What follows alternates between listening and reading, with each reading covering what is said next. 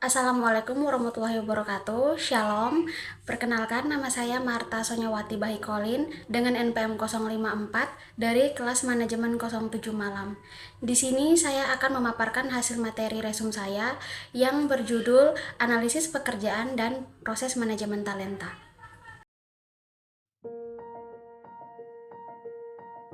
Yang pertama, pendahuluan. Analisis pekerjaan sering dikaitkan dengan suatu kegiatan sistematis dalam menelaah suatu pekerjaan dengan menentukan tugas, kewajiban, dan tanggung jawab dari suatu pekerjaan, pengetahuan, kemampuan, dan keahlian yang dibutuhkan untuk melakukan pekerjaan dalam suatu organisasi. Pernyataan ini menurut Yang dan Wan tahun 2004. Sebaliknya, menurut Shackleton dan Newell 2007, berpendapat bahwa kesuksesan kinerja sebuah pekerjaan jarang sekali hanya bergantung semata-mata kepada individu tertentu.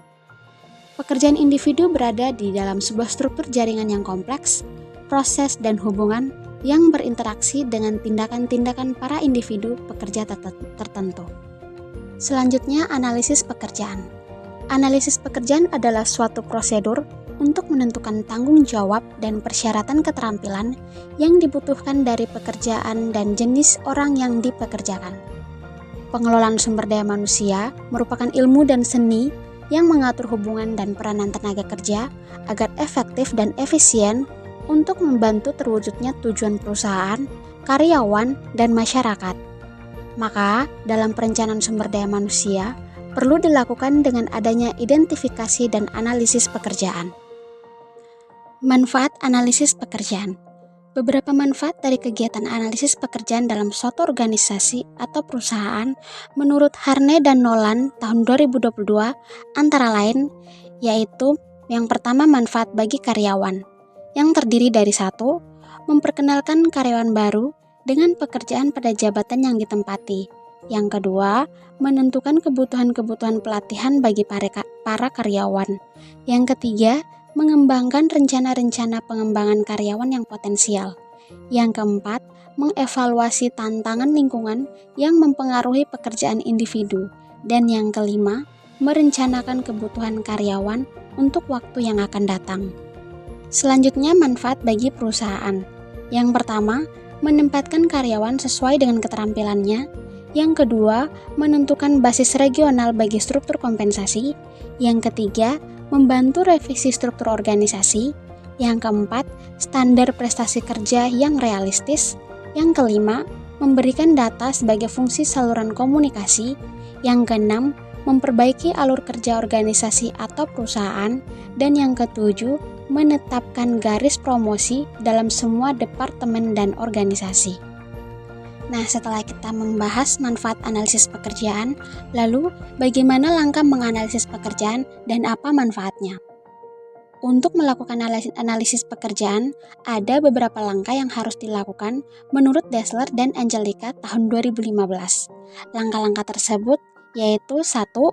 Memutuskan bagaimana informasi tersebut akan digunakan. Misalnya, mewawancarai karyawan untuk menyusun deskripsi pekerjaan atau membuat kuesioner analisis posisi untuk penghitungan kompensasi karyawan.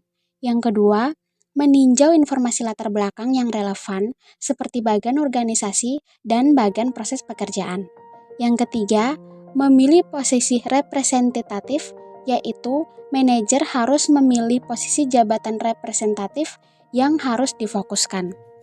Yang keempat, menganalisis pekerjaan secara nyata dengan cara penyambutan setiap pemegang jabatan dan meluangkan waktu minimal 15 menit untuk mewawancarai karyawan untuk mendapatkan kesepakatan pada rangkuman dasar dari pekerjaan pada jabatan tersebut. Yang kelima, memverifikasi informasi analisis pekerjaan dengan pekerja yang melakukan pekerjaan tersebut dan dengan penyedianya secara langsung. Dan yang terakhir, mengembangkan deskripsi pekerjaan dan spesifikasi pekerjaan. Dari semua materi tersebut, kita bisa menyimpulkan bahwa manfaat dari analisis pekerjaan bisa menentukan spesifikasi jabatan. Dengan adanya analisis jabatan, maka akan terdapat persyaratan, kepegawaian yang jelas, pemberian pemahaman mengenai tugas dan tanggung jawab, atas jabatan sehingga jabatan tersebut dapat dijalankan dengan baik. Oleh karena itu, perlu adanya organisasi yang fungsinya mengoptimalkan sumber daya manusia agar tercapainya suatu tujuan utama yang telah ditentukan. Tercapainya tujuan dan sasaran tersebut bisa dilihat dengan hasil dari analisis pekerjaan. Selanjutnya kita masuk ke proses manajemen talenta. Manajemen talenta adalah topik hangat dalam pengembangan sumber daya manusia dan telah berlangsung selama bertahun-tahun. Manajemen talenta banyak dibicarakan dari sisi pengembangan sumber daya manusia atau Human Resources atau HR dan sering berganti-ganti nama. Ada yang disebut sebagai hubungan karyawan, manajemen personalia, atau manajemen sumber daya manusia. Namun, fungsinya telah dijalankan meliputi seluruh nama dan identitas yang berbeda dalam role yang sama. Selanjutnya, talenta tidak bersifat generik. Bakat ditentukan oleh strategi bisnis dan kemampuan spesifik yang mereka perlukan. Ini bukan hanya soal memiliki orang-orang baik, itu tidak membantu, tetapi tidaklah cukup. Sebaliknya, fokus dari manajemen talenta adalah tentang memiliki orang-orang yang benar-benar ahli dalam hal apapun yang diinginkan perusahaan agar bisa menang. Strategi menentukan kapabilitas dan kapasitas dalam menentukan bakat. Next, keputusan talenta dibuat oleh pemimpin bisnis, bukan oleh HR. Keputusan bakat dibuat oleh para pemimpin bisnis. Jadi, perlu ada kesamaan pola pikir dan logika pengambilan keputusan untuk mereka gunakan.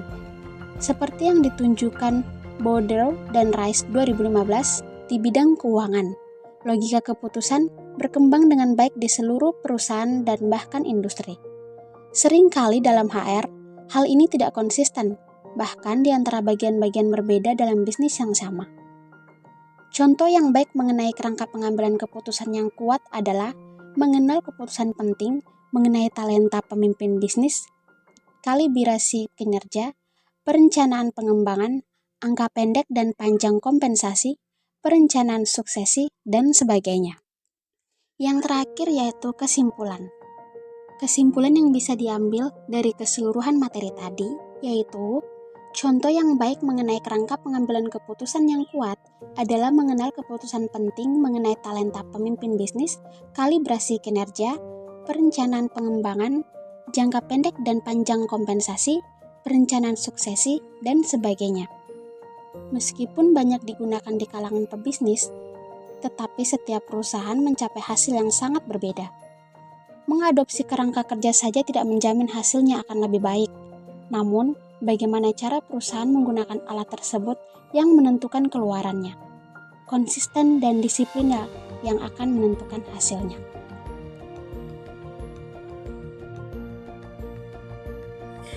Sekian pemaparan hasil materi dari resume saya. Mohon maaf apabila ada kesalahan. Wassalamualaikum warahmatullahi wabarakatuh dan shalom.